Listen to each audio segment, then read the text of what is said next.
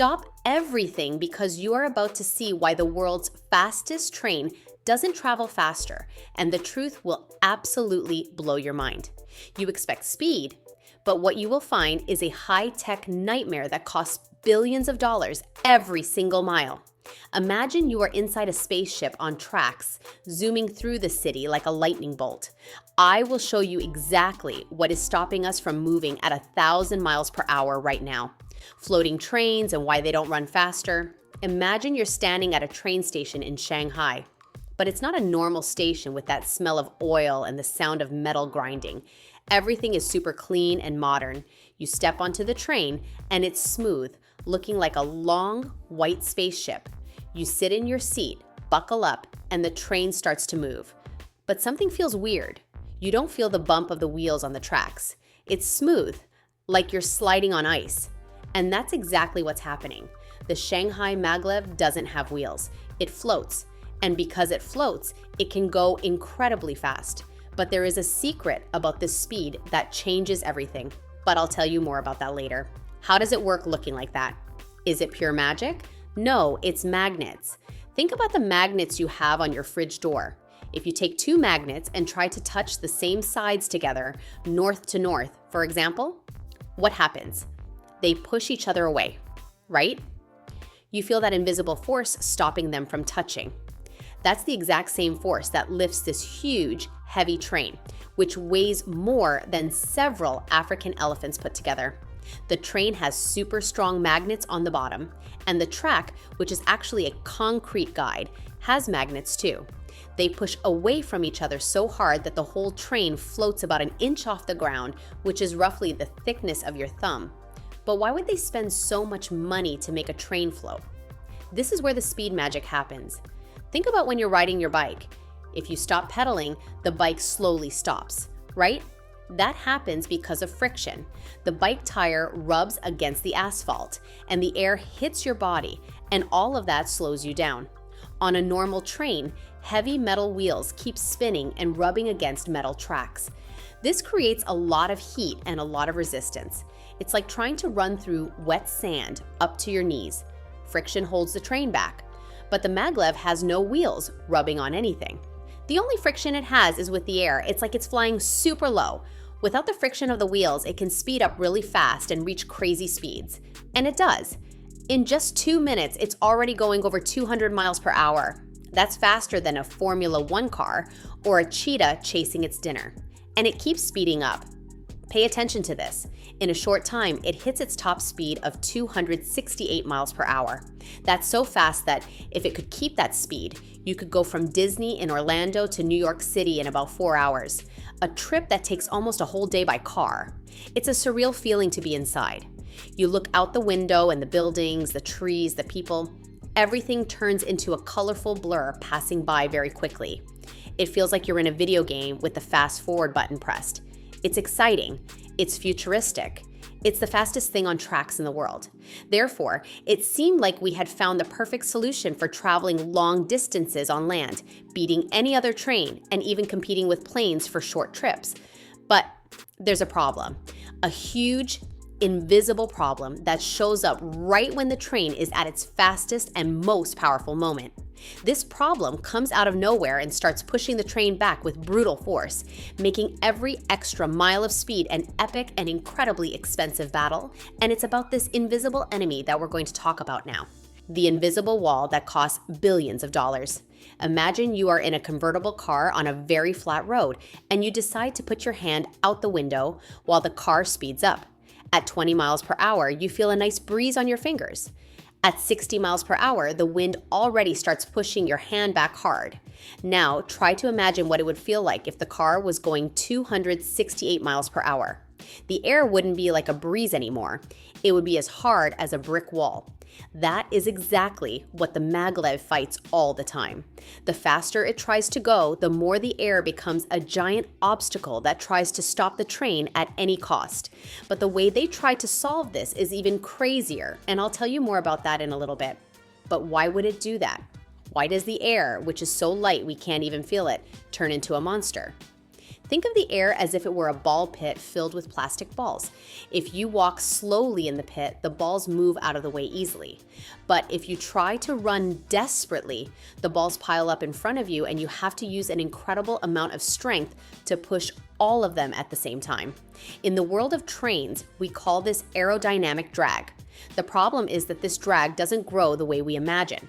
If the train doubles its speed, the force of the air doesn't just double, it quadruples. And the energy the train needs to beat that air increases 8 times. This means that to go just a little bit faster, the train needs an amount of electricity that could light up an entire medium-sized city in the United States. Pay attention to this. Keeping that speed is like trying to push a loaded truck up a muddy hill using only your hands. Besides this wall of air, there is another villain: money.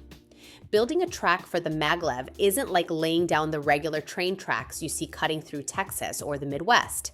Since the train floats using magnets, the track has to be a masterpiece of engineering, full of electric wires and metal coils for miles and miles. This costs a fortune.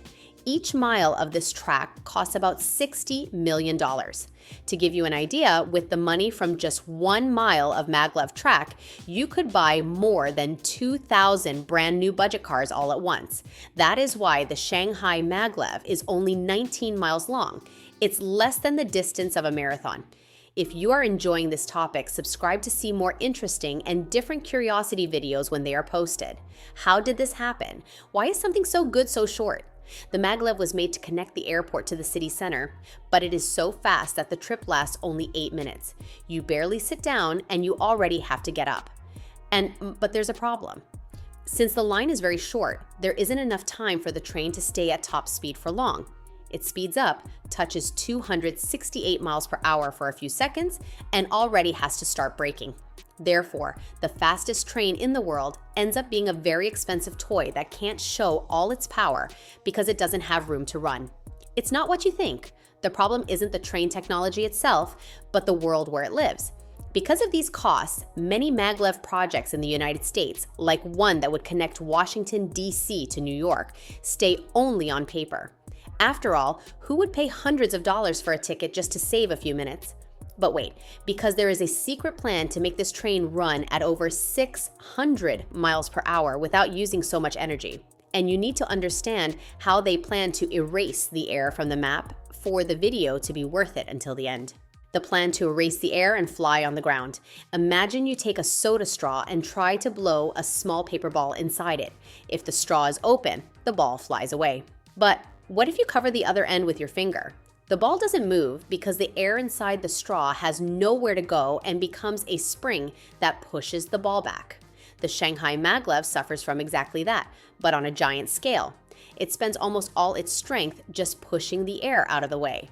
Therefore, the solution seems impossible. What if we just took all the air out from in front of the train? It sounds crazy, but scientists are already working on this right now, and I'll tell you more about that in a little bit. How did this happen? How did someone have the idea to create a giant vacuum? The idea is to put the maglev train inside a huge steel tube, like it's an infinite tunnel. Then, big suction pumps, which work like your vacuum cleaner at home but millions of times stronger, pull almost all the air out of that tube. Without air, there is no wind. Without wind, there isn't that invisible brick wall holding the train back. Pay attention to this. In a place without air, the train could reach 600 or even 700 miles per hour using the same energy that a regular car uses to drive on the highway. That is faster than a commercial plane, which flies at about 550 miles per hour. You would cross the United States from Los Angeles to New York in less than 5 hours without ever leaving the ground. But why would it do that if we already have planes? The answer is simple: efficiency.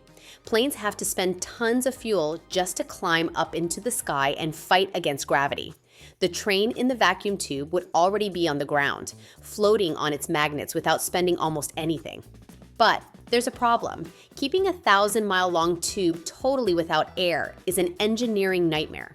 If there is a tiny hole the size of a coin anywhere in the tube, the air rushes in with the force of an explosion, and everything stops working. Also, imagine if the train breaks down inside. How would people get out of a place where there is no air to breathe? It's not what you think. It's not just putting a train in a pipe. It's building a spaceship that walks on the Earth. Why spend so much time thinking about this? Because the world is getting small and people need to move faster and faster for work and to see family. Today, the Shanghai Maglev is like a prototype, a brave first step. It showed us we can float, but it also taught us that the air is a powerful enemy.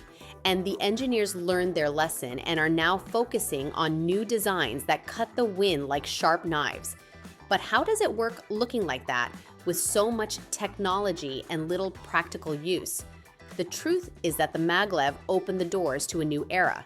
It doesn't travel faster today because the cost of fighting against nature is still higher than what people can pay. But science doesn't stop. Every time the Shanghai Maglev makes its 8-minute trip, it's collecting data and proving that the future is right there. Maybe in a few years, you won't go to the airports anymore to travel far away. You will walk into a station in the center of your city, sit in a soft seat, feel a light magnetic bump, and before you finish watching one episode of your favorite cartoon, you will already be on the other side of the country, having traveled faster than any human being in history on tracks. The air finally stopped being a wall and became just a memory of when trains still had to fight to run.